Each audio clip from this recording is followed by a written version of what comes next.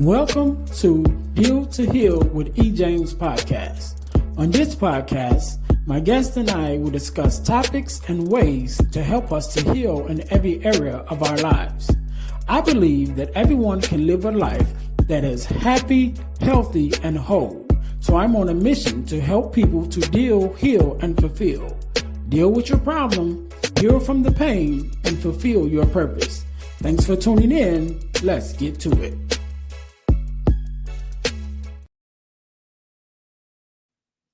Hey guys, real quick, before we jump into the episode, I need you to do the 3 S's for me. What is that? First of all, I need you to subscribe to the channel so that you don't miss an episode of our podcast. Number 2, I need you to share it with your family and friends. Don't keep it to yourself. Share it with someone else. Lastly, I need you to say something. Leave us a comment. Let us know how we're doing. Let us know what you want to see from us, what you like, what you don't like.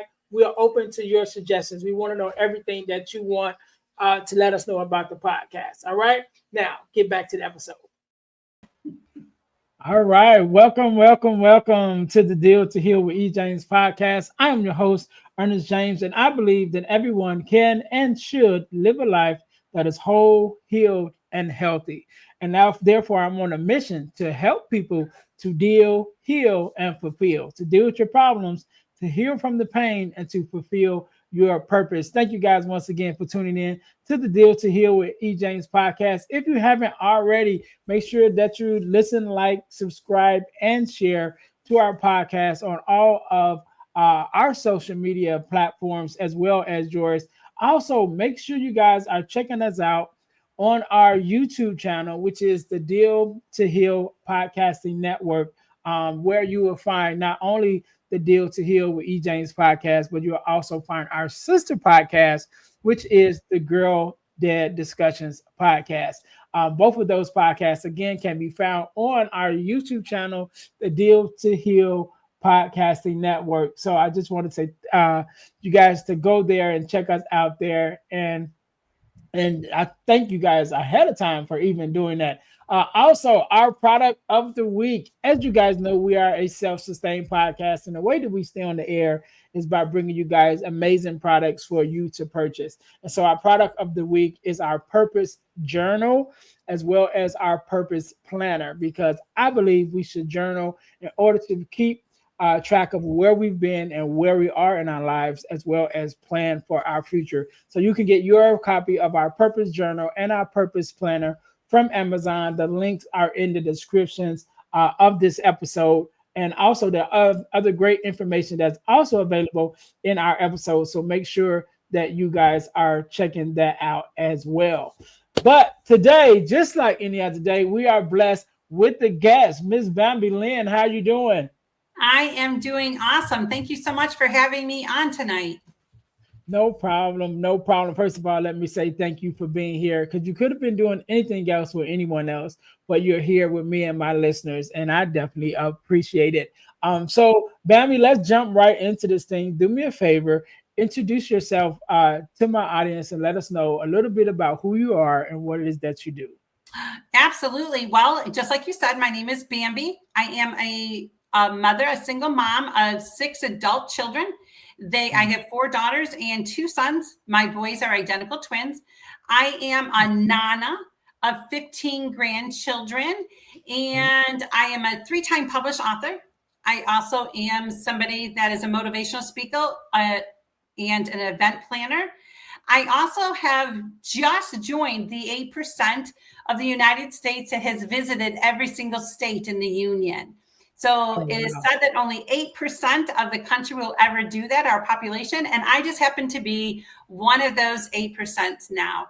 I love writing. I don't journal as much as I should, because, sometimes people journal differently than just writing down. So, and I love creek walking, and I live in the Golden Isles of Georgia, where the shrimp is sweet. Nice. I have not been to every state. I've been to a couple, maybe I want to say 10. off the top of my head. Maybe I've been to 10 different states, but have not been to all of them. Definitely something that I'm interested in at least once to be able to go to every state. And didn't you say you're from Chicago? Yes. Well, because Chicago is the next year, it will be the 100th anniversary of Route 66. And it started in Chicago and it goes all the way down to Santa Barbara. So I have covered a lot of Route 66, but my bucket list for next year is to start in Chicago and finish I think it's 2,400 miles from Chicago to Santa Barbara and taking the trip to Route 66, the Mother Road, they call it. To drive it? You're just going to drive down? Okay, cool. All yes, right. I just drove 5,500 miles from Georgia to Wainwright, near Fairbanks, Alaska in the summer. I took my grandchildren, 2 of my grandchildren, and my daughter and her husband were being stationed, in Alaska. So I just drove 5,500 miles through the United States, through the Yukon and British Columbia to make it to Alaska. So if I can do that, I can do the Route 66. Wow. Okay. All right. So I can see one thing now automatically. You are a determined, you are a determined and go-getter. So Bambi, let's jump into your story, right? Because the premise here here on the podcast is that I share the things that I've been through in my life and been blessed to make it through suicidal ideations and um, depression, divorce, and things of that nature. And like I said, for the things that I haven't been through, I bring on people like yourself to share your story. And so let's go back to the earlier, however early you want to go. Yeah. Well, let's go to the early Bambi. Who was Bambi growing up, and becoming the woman that you are today? And what was that initial incident that was life changing for you that kind of put you onto the lane that you're in now to becoming an author, and a single mom and all Yeah. the amazing things that you do now? Well, I wrote it in my memoir. I became an author when I turned 52 years old. So I wrote my story, The Journey of Josephine, which is about a little girl that was broken, was trauma, had a home life that wasn't great. I had an alcoholic as a father, and my parents went back and forth with each other. I saw a lot of abuse. I had been sexually assaulted by a grandfather. I had 3 suicide attempts in my life. One time I tried putting a bag over my head. Another time I took some medication, and another time I went to jump off of a bridge in my hometown. I had a teenage pregnancy, and I also have been married a couple times. One of my ex-husbands loved other women and left me home, taking care of 4 children. My second husband, 2 weeks after we got married, the violence began, and I stayed married to him for 8 years until finally God removed him, out of my life. So I've experienced a lot of different trauma. My third suicide attempt was at 16 years old in 1986 on December 28th. I went to jump off a bridge thinking that nobody was going to care. Nobody was going to even try to find me. I thought that I had no worth. A police officer went by, got out of his car, grabbed me, threw me into the back of his cop car, took me to a psychiatric center. And at that time, they took me to an adult one. They didn't know that I was 16 years of age. So then they moved me to a teenage psychiatric center at that time. The next day, I had some blood work done and some tests, physical and things like that. The doctor called me to his office. He sat down and he said, "Did you know that you were pregnant?" And I said, "I had no idea." And that was the day on December 28th of 1986 is the day that I gave my life over to God. And I said, if there's truly a God and you truly will save me and save my baby, I will worship you and honor you all the days of my life. Didn't make life easy, but it just made life with a purpose. Right. Yeah. And I've grown up in church and being a PK myself, which is a pastor's kid, a preacher's Yep. kid. Um, Definitely understand that, and that is something that a lot of people deal with. Who's some people who've actually been, in the faith before, and then some people that's newly coming to the faith is like, oh yeah, now everything's going to be great. And like, no, not exactly. You know what I mean? It's Not like even no. close. Now it's in some cases, if we can look at it this way, now it's like this is when it really begins, because now the enemy is like, oh, now you're trying to get right. You know what I mean? Like you're trying to live right, you're trying to help people. Oh, now he's really going to start throwing things at you. Um, Absolutely. but But you I begin like, to go ahead. Go ahead. yeah, I was going to say, but I like what you said, because when we come into the faith and begin to, give our life over to Christ, and we realize how some of the things that we've been through and some of the experiences that we have had uh, weren't always for us, should I say, and then you go into finding your purpose and realizing like, oh, I went through this situation, which was terrible, you know what I mean? But out of it, I have this new sense of purpose. And now, again, even like with this podcast, now I'm able to use those things to help others. Absolutely. And it begins, you say, your whole podcast is deal to heal. Mhm. The thing is that I tell people the very first thing that you need to do is to forgive yourself, thinking that your past had anything to do with you. And forgive yourself thinking that the abuse that you went through had anything to do with you. You just happened to be the bystander. If you weren't there, it would be somebody else. Right. And to look at your life, that your past, the things that we have gone through in our lives, is not a death sentence. It's not a death sentence to our future. That we need to be able to look at that, put our big girl panties on, and be able to march forward into our future and not let our trauma foul us. It comes to a point in our lives that we got to be sick and tired of being sick and tired to say, I'm done dealing with this and I'm done having it be my best friend. You got to a point that trauma doesn't need to be your best friend. You got to make a deal with yourself, so to speak. Say, do you want to stay here or do you want to heal? Do you want to stay in the pit or do you want to go to the throne room? Do you want to stay in the dirt of life, or do you want to like climb up out of it? The Bible talks about very clearly that we're going to fall. Jesus knows that. God knows that. He died for that. We're going to fall. But the difference is that there's people that you got to learn to get back up. And I knew, for a long, long time, I felt that I served a God with a baseball bat, that he was always waiting for me to make a mistake, until I realized that my Heavenly Father is a God of grace and a God of mercy. And the blood of Jesus flowed down upon the cross to set me free.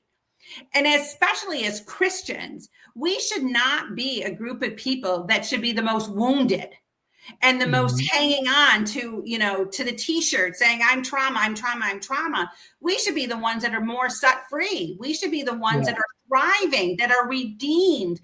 But we're walking around just like the world and looking just like the world and accepting trauma just like the world, instead of saying, wait a minute, I'm done being a victim. I want to be a thriver, and I want to walk around redeemed and set free by the blood of the Lamb, and knowing that he opened up the prison's gates to set me free.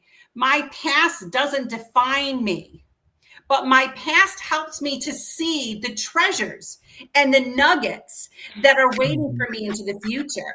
You look at the whole concept of the oyster.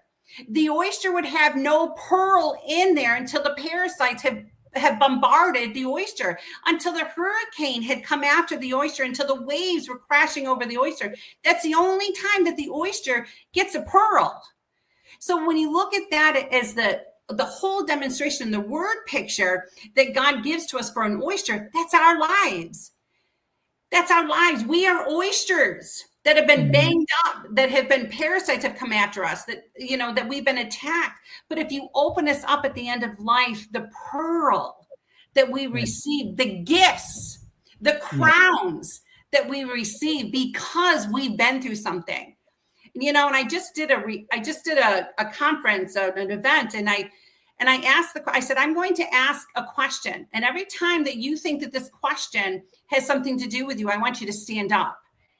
And so I began to ask, how many of you came from single parent homes? How many of you have been sexually assaulted? How many of you have been divorced? How many of you have had parents that weren't good parents to you? And you know what? The funny thing is, the whole room stood. Yeah. Because trauma is universal. The problem, the thing that's not universal is healing. Because it's only the remnant that wants to be healed. It's only the remnant that wants to hand it over. So many other people just want to keep it like a blanket and cover ourselves and hide ourselves. And God is saying, it is by the word of your testimony, Bambi, that people will be saved. So let's begin to start healing, so you have a testimony to be able to share to the people behind you. Yeah. I love it. I want to go back to something that you said. I don't know actually how you even began what you were just saying. And you started off with talking about forgiving yourself. And I'll mention this a little later with information. But one of the things that I've been blessed to do is be a part of an organization called the Forgiveness Mission. And I've been a part of that organization for 4 years now. And what we do free virtual workshops bi-monthly. And we talk about everything surrounding forgiveness. And one of the things that I'm actually the facilitator of a section called Forgiveness of Self. And excuse me. And what I've learned and what I teach is, I look at self as an acronym. And when we start talking about forgiveness, and you look at this acronym of self, to begin to be able to forgive yourself, you look at it as the S as the season of life. What season of life were you in when you made this, decision, or you made this act against yourself that now you are still holding against yourself? Like, what was the season of life that you were in? The emotional state. What emotional state were you in? The L is for limited information. Like, what information were you acting on? Because you didn't know all the facts, and so whatever your action may have been because of not having all the facts. Once you got all the facts, then you're like, oh man, I shouldn't have done that. Now you're holding this grudge against yourself. But you have to acknowledge that you didn't have all the information. And then the F is when you take in consideration all of those first three, the season of life, the emotional state, the limited information that you may have had, then you can give yourself forgiveness by grace, by acknowledging that in those moments you are doing the best that you could, with what you had. And so that's a whole thing that we work through in that forgiveness mission. And I'll talk more about that at the end for my audience. But that's where we start, with that forgiveness of self, and begin to forgive ourselves, because again, our journey is not always for us. Some of it is for us, some of it is for us to learn some things, some of it is for just some decisions that we may have made that, okay, now you have to deal with the ramification of those decisions. But there are some things that, find ourselves in some situations where, even though we're the one that lived through it, it's not necessarily for us. It's for those who we are that we are intended to help and to serve. And I like what you said. My mind thinks in pictures sometimes, and so when you were mentioning about carrying the trauma with you, I seen a person carrying trauma on their back, like a monkey on their back, and it's like at some point you got to switch it, where now you're not carrying it on your back, but you're carrying it more so in a suitcase, because not even a suitcase, a briefcase, right? Because now you get to take it and present it when you decide to. Like, I can carry this and it's not affecting me because I'm in control of it. But now I get to present it to others that it may help, so you be able to present the things that you've been through, the traumas that you've made it through, and say, look, this is what I made it through, and you can make it through as well. But now it's not a monkey on your back, or should I say, maybe it's not a book bag anymore. Now it's in a briefcase where you get to control when it's displayed or not. Yes, absolutely. Just thing that came to my mind. Because I run a ministry, Healing Through Stories. Because when I wrote my book, when I wrote my memoir, and it came into the mail and I sat for the night reading my book, more healing was happening, more peeling of the onion was taking place in my life. And as I closed the book, I said, you know what, Lord, this isn't me anymore, but now I want to find her. I want to find the woman that needs the courage and the bravery to be able to write her story. So I actually even sell t-shirts that says, my story, your first aid kit.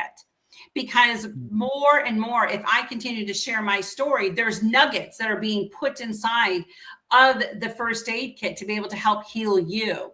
And you have to be willing to go through, that. When I was 25, 26, I actually had a pressure canner blow up on me.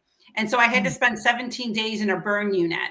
And when you're in a burn unit, they take you into a room and they put you on a metal bed and they tie your hands and they start scrubbing the residue and start scrubbing the skin off.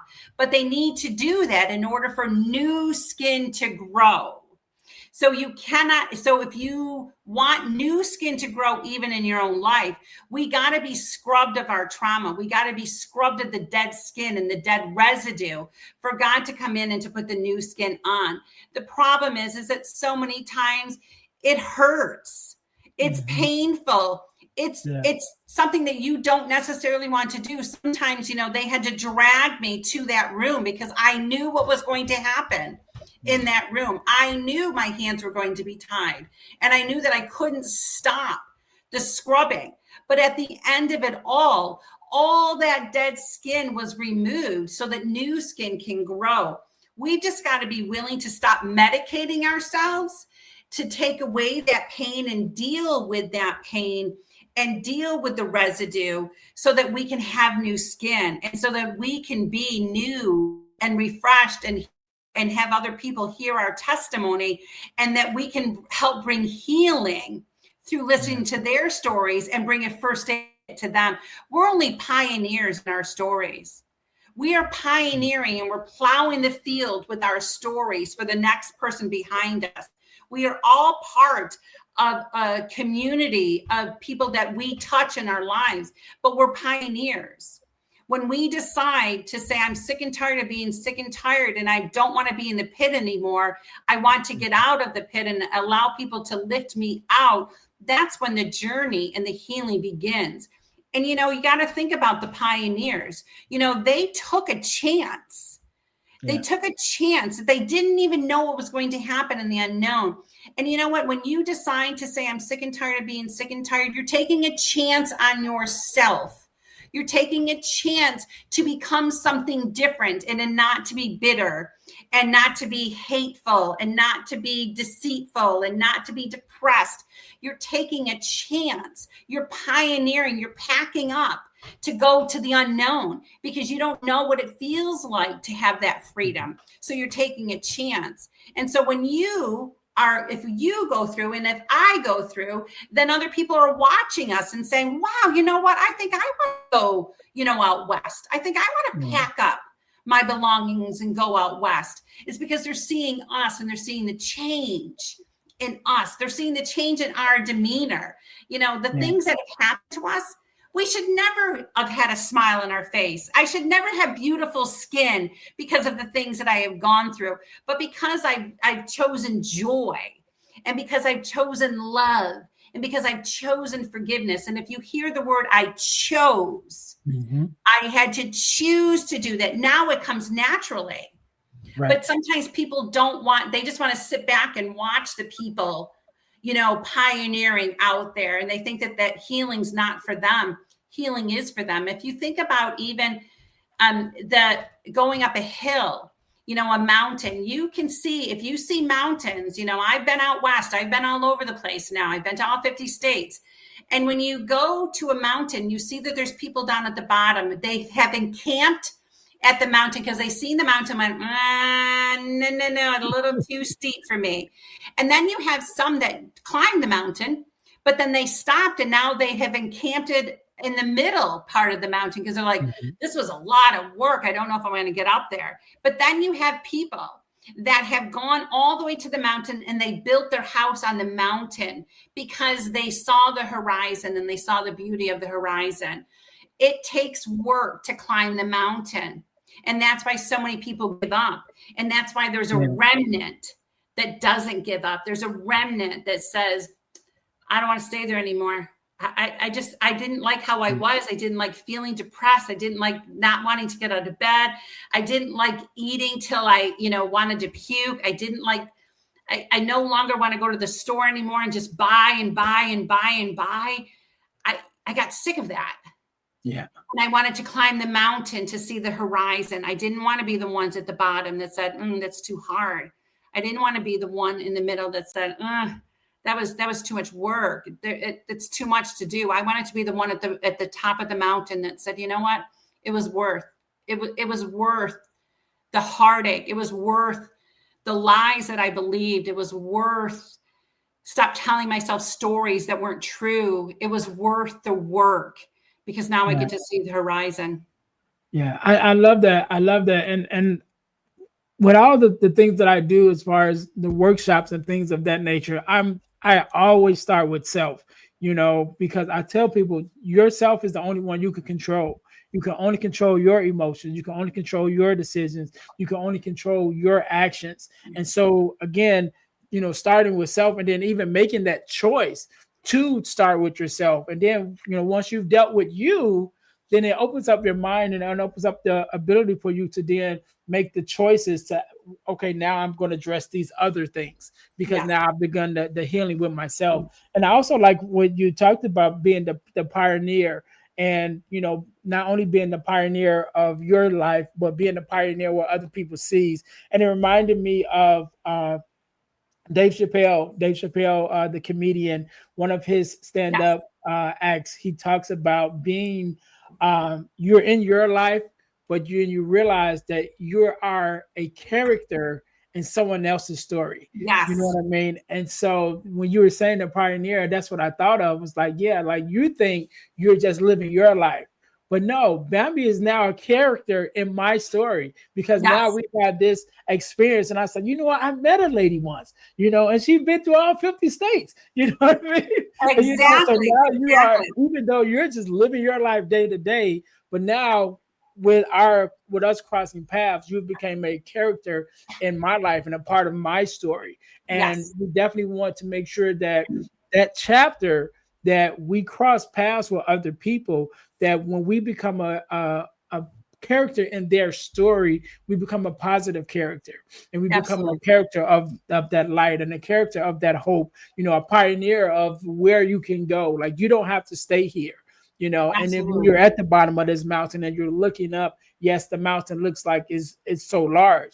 But if you look down at your feet and just begin to look at the steps that you're taking in front of you, without looking so far ahead that it discourages you, you'll realize once you start walking, you look up and you'll be there, Absolutely. So yeah, I love what you were saying. I want to talk for the sake of time.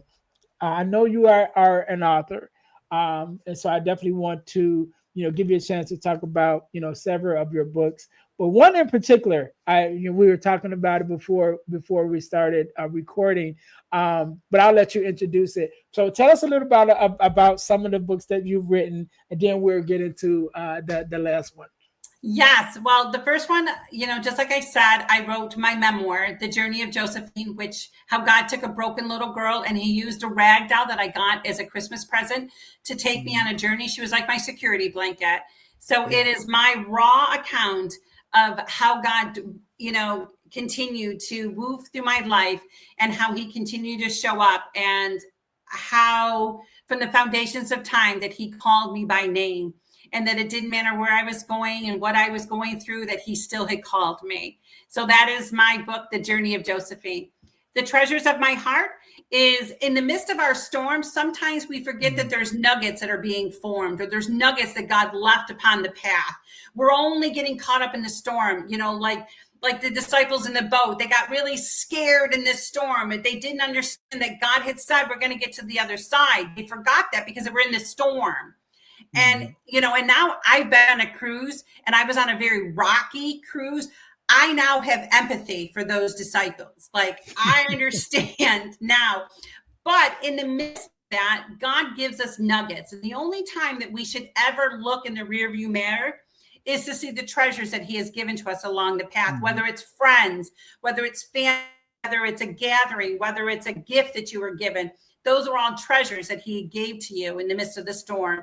So that is the treasures of my heart, is this book. Then that just came out. My third book just came out on July 4th. And this book I've been writing for about 20 years.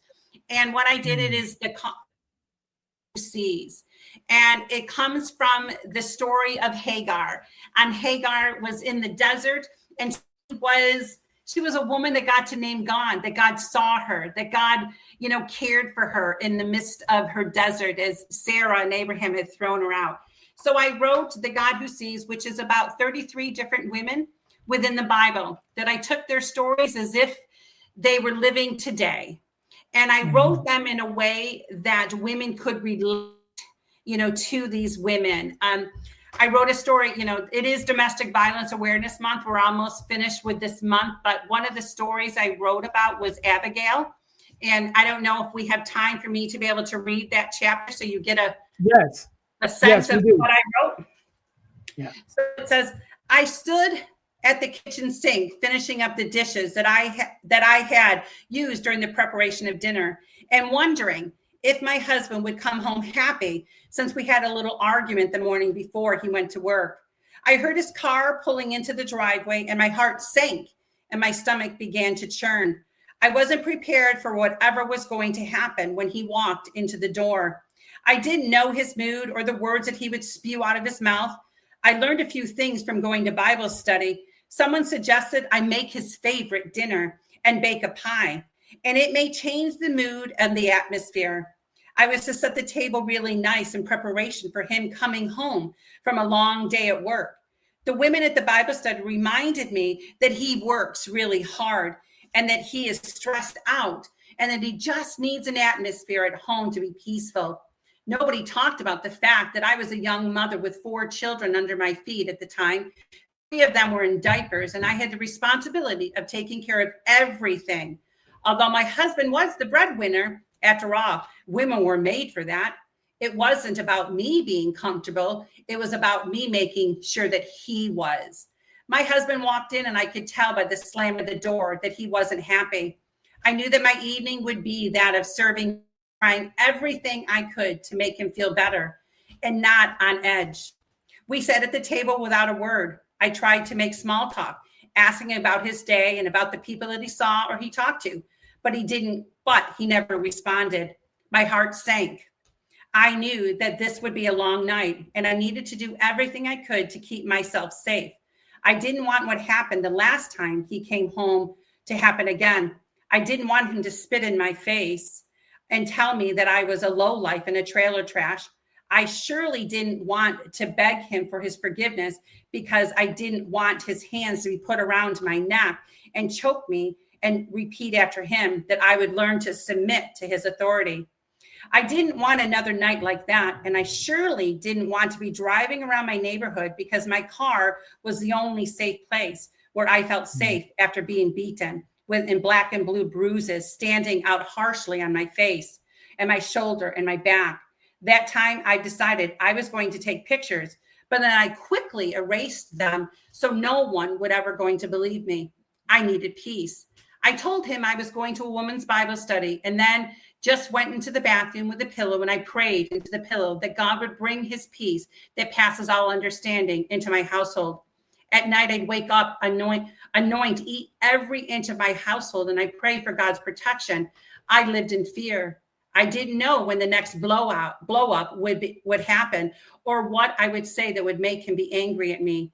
I didn't want another pan of lasagna to be thrown onto the floor, or another pot of spaghetti to be thrown into the sink.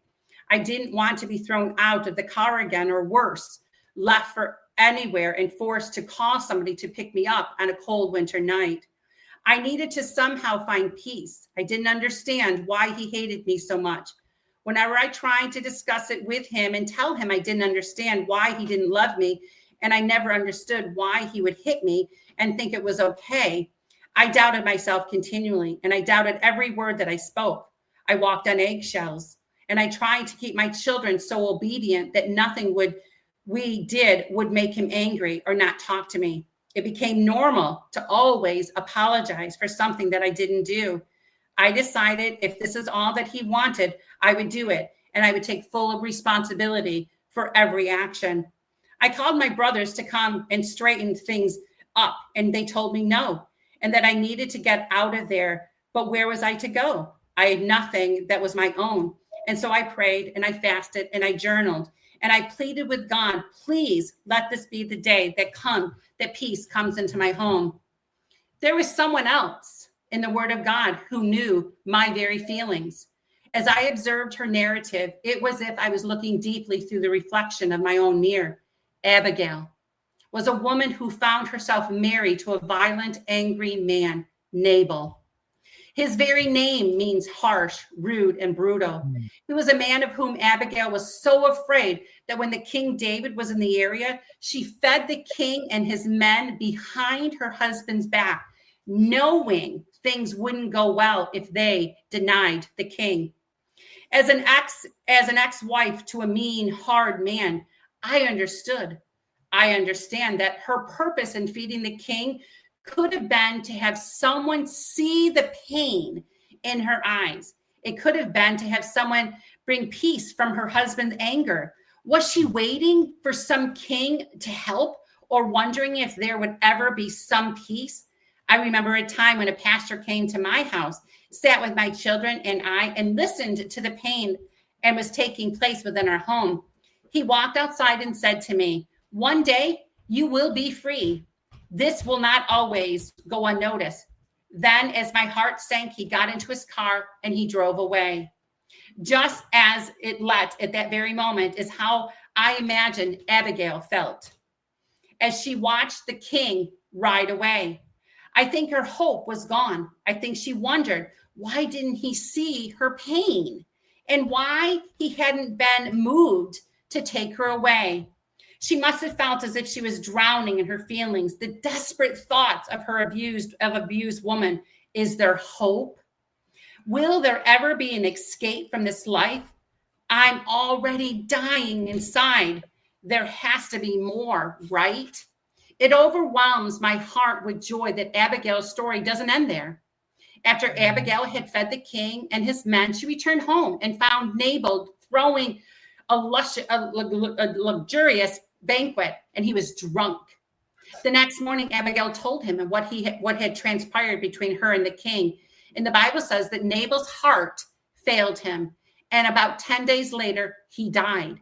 King David heard the news of Nabal's passing and immediately sent his message to retrieve Abigail and bring her to the palace.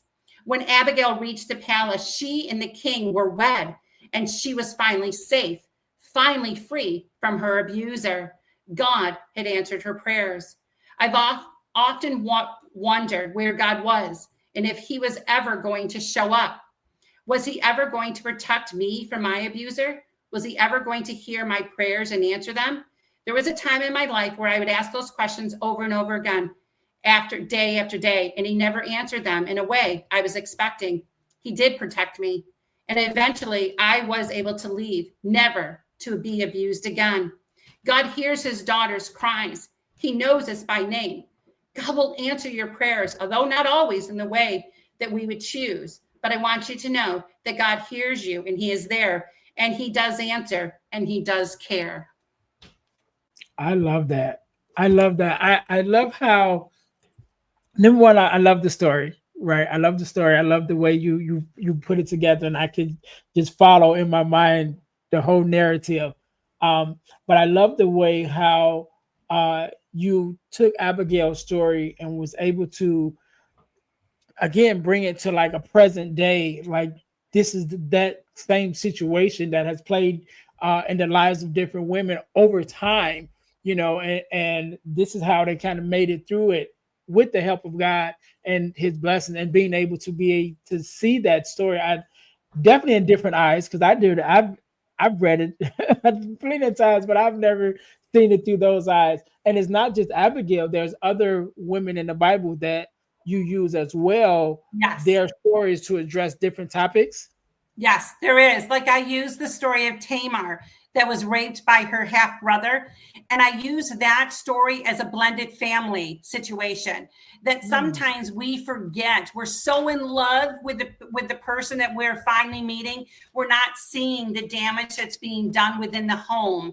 And so I wrote that as Tamar is looking to her parents thinking, don't you see what he's doing to me? And so I make a caution. Not saying that blended families shouldn't happen, but I make a caution that you need to protect your children. You need, years ago, I don't know how old you are, but years ago, there used to be a Dr. Laurel, and she used to be on the radio, and she would say that don't get married until your children are gone. If you've been divorced, wait till your children are 18 years of age to protect your children. But we live in a society that, sometimes wounded women, we continue the cycle and we're not looking. So I wrote that. I wrote the story through Bathsheba and a rainbow baby. We forget that the sin of David, she lost her firstborn child. We forget that Solomon was her rainbow baby. I talk about adoption, with Moses, and I talk about sisterhood with Mary and Martha, in a way that Mary could be used to the fact of Mary never showing up. Martha's always in the kitchen, because if you grew up with family members or brothers and sisters, there's somebody in your family that's always at the bathroom and the dishes need to be done. And then they come out of the bathroom and go, whoa, why didn't you wait for me? You knew darn well we weren't going to wait for you. So I told the story like that way, as if Martha already knew that Mary wasn't going to be in the kitchen, and that maybe Jesus spoke to Martha the way that he did so that Mary would understand that he also understood Martha. So I told the story of Lot, Lot's wife. When we think about Lot, we don't understand that, first of all, when he came to Sodom and Gomorrah, he chose Sodom and Gomorrah. She did not. They had 4 daughters. 2 of them were left behind. And when the plague came and God said, I want you to leave, but I don't want you to look behind. As a mother, I finally realized empathy. She's leaving behind daughters, and she hears the screaming. Did she hear the screaming of her own daughters and her own children and her grandchildren? Did she hear that? And then she turned into the pillar of salt. When I think about salt is tears. I presented it as if, do you think that maybe that pillar of salt were the tears that God shed and her together? Because he knew that he gave her what she was supposed to do. But as a mother, she could not turn back. So there's a compassion. And nobody's ever told these stories this way. Definitely not, because I've never, and I'm just intrigued by the way that you've done it, and I'm definitely going to get my copy of it, because I just, again, the way that you tell these stories where from an eye point of where it's not just an Old Testament, like it's a present day testament, like this is still happening. It still happens today, and being able to relate us today, even as a male, I'm listening to the story and I recognize tears. I recognize, leaving family. And you mentioned about the blended family. I have a blended family, so all of that. And I want to throw this in there because I thought about this when you said it. I have 8 siblings, right? And so I remember growing up, again, when you mentioned about, being in the kitchens, there was someone always in the kitchen. My dad, even though we had like a chore list, right? Mom would make a chore list. My dad didn't care nothing about the chore list.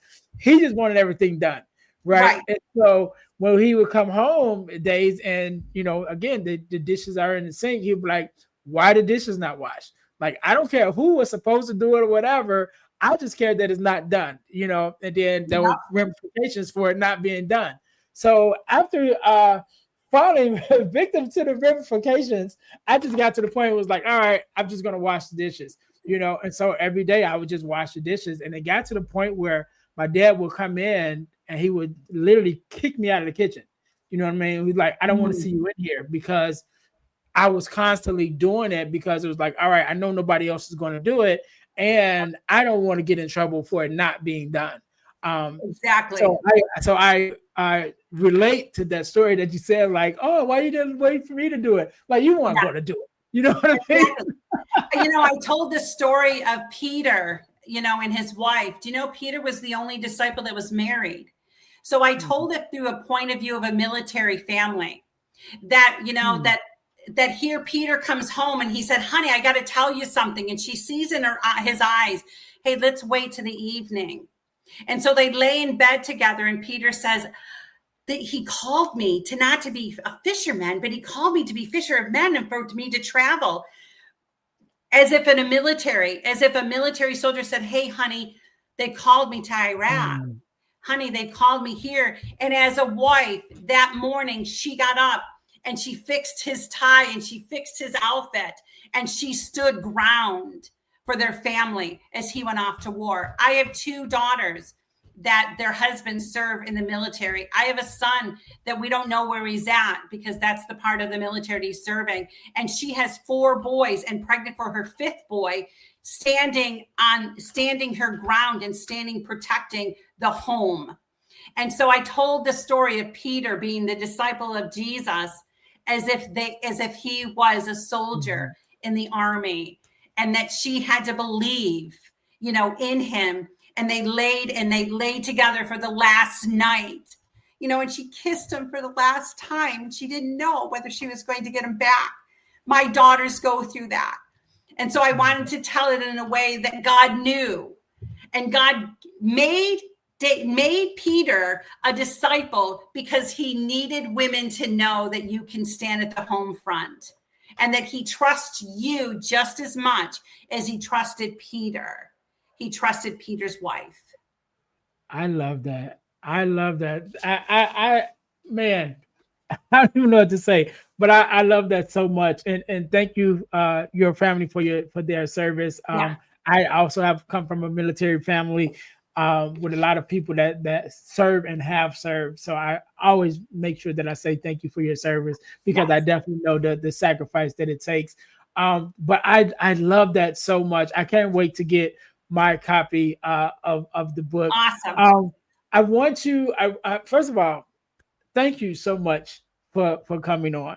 Right, thank you for sharing your story. Definitely thank you for the work that you've done with all your books, but this last one in particular because it just resonates with me so much, and even with the story that you read, to be able to see it visually of how these characters come to life today and present it in a way where we have look at it with fresh eyes Yes. to know that the stories in the Bible are not just stories, but they are Amen. examples of what we live because Yes.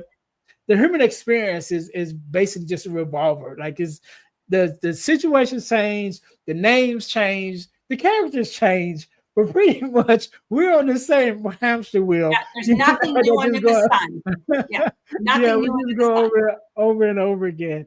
But I thank you so much for being on. I want you to have the last word, and I want you to leave us with a word of advice, a word of inspiration, however you feel, and also leave us with your social media handles and things of that nature, and where we can find you and find your books and things of that nature. So I'll give you a couple of seconds to think about that.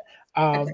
To my listeners, thank you guys once again for tuning in to the Deal to Heal with E. James podcast. Make sure you guys are checking us out on our website, which is the Deal to Heal, not it's dealhealfulfill.org, which is our main website. Again, that's dealhealfulfill.org. Make sure you guys are going there to check us out and check out some of the things that we have going on, as well as check out my new website, which is ernestjamesspeakslife.com.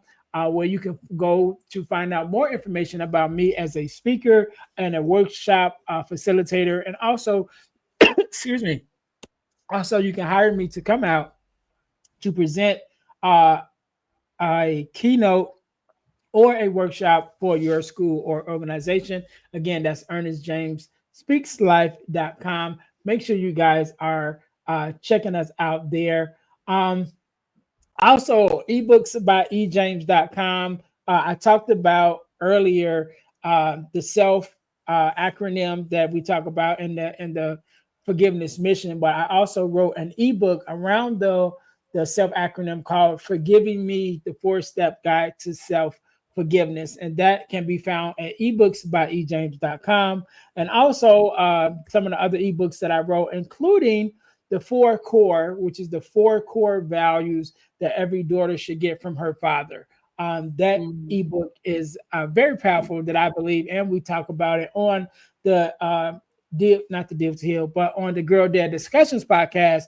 We talk about that ebook with some of the other girl dads and the daughters that we have on. So you guys can fall out of the ebooks at ebooksbyejames.com. Please go and check those out there.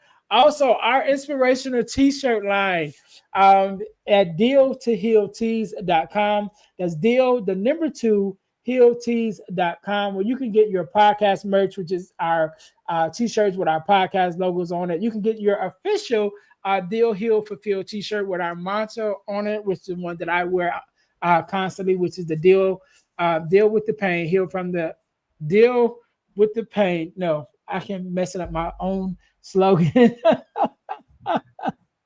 But you can get your t-shirt at deal2heal tees.com. You make sure you guys go there. Last but not least, I talked about it a little earlier. Over the last couple of years, I've been blessed to be a part of an organization called the Forgiveness Mission. And what we do, we have free virtual workshops bi-monthly. It used to be every quarter, but now we started doing it bi-monthly to talk about everything surrounding forgiveness, forgiveness of self, forgiveness of others, even forgiveness of the world. Because we believe that forgiveness is so important in our lives today. So make sure you guys go to forgivenessmission.com in order to sign up for our free virtual workshops. The workshops are absolutely free, but the information is priceless. You might definitely want to go to, again, forgivenessmission.com to sign up for our next free virtual workshop, or you can go to Eventbrite to register for our next free workshop.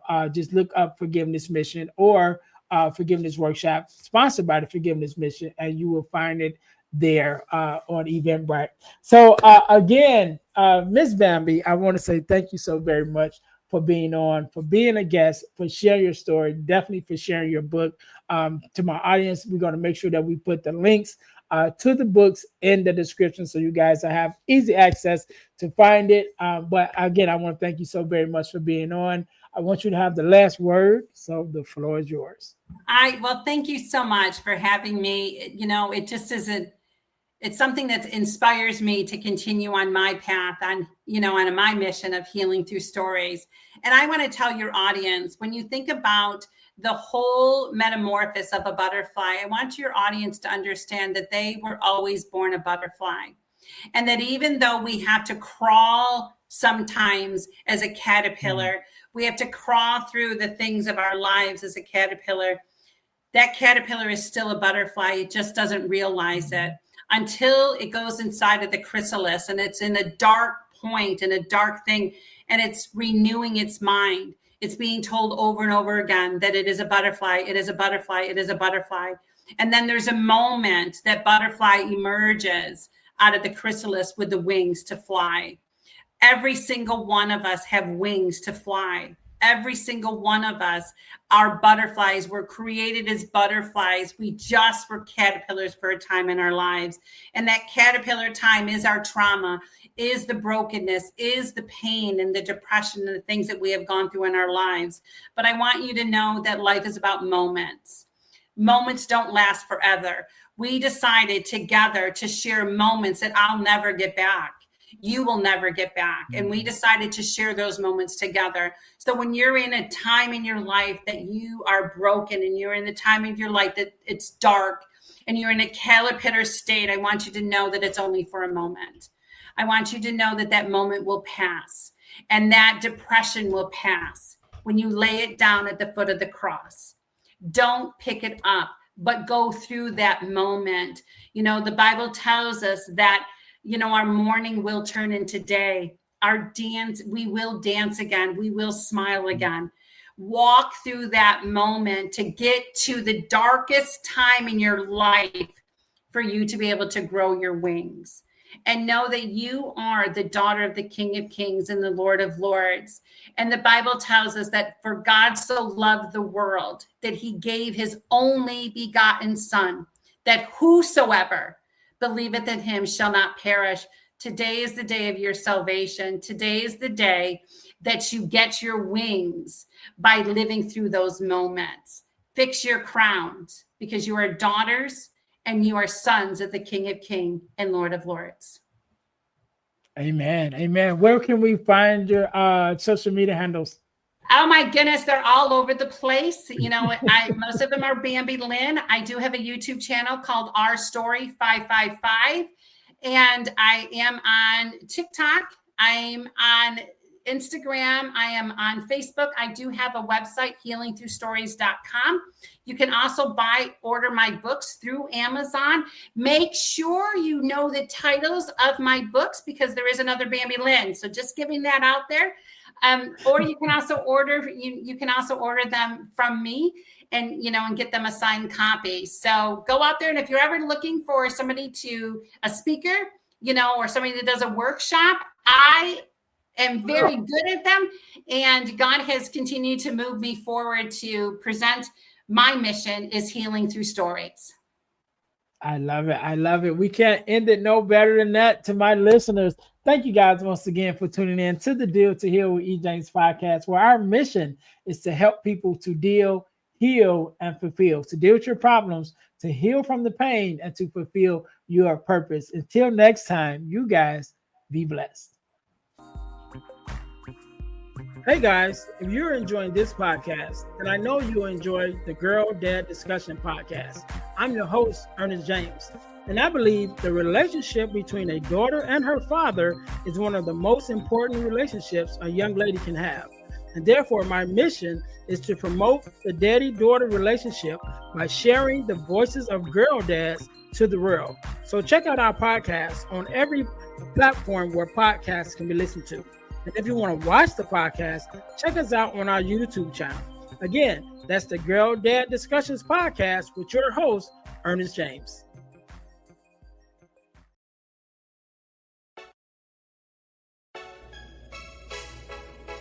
Thanks for listening to the Deal to Heal with E. James podcast.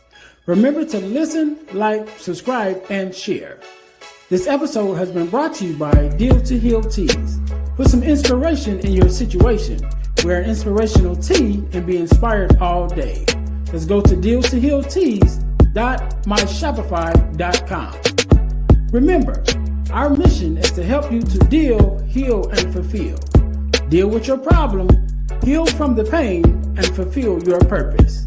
Thanks for listening.